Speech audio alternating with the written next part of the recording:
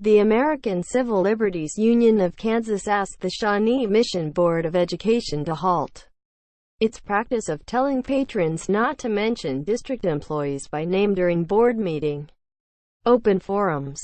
Instead, the Board of Education just adopted a new open forum policy that expands its restrictions on inappropriate comments beyond those that mention individual employees.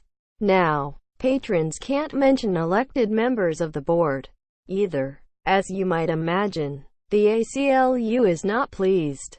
Not pleased at all. In a letter delivered to the board today, ACLU Legal Director Emeritus says that the board's prohibition on the criticism of elected officials at its meetings represents a clear violation of the First Amendment, and asks them to remove the restriction from its recently approved board manual. By adopting the policy, the school board has intentionally opened its regular monthly meeting for public comment. Bonnie writes. Thus, it has created a designated public forum to which the First Amendment applies. Quote, Bonnie said that case law clearly demonstrates that the public has a right to air criticism of both elected officials and public employees.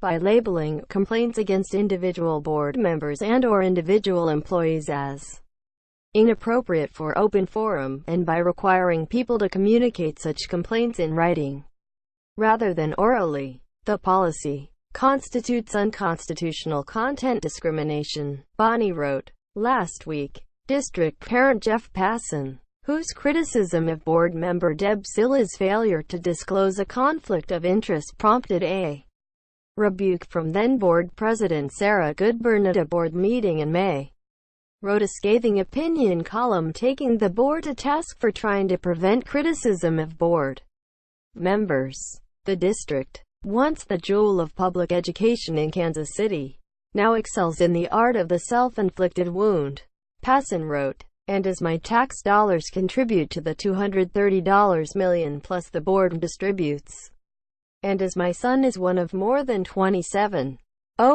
children whose educational well-being the board oversees, I'm struck by the district's lack of respect for its constituency. Transparency from school boards is not a goal.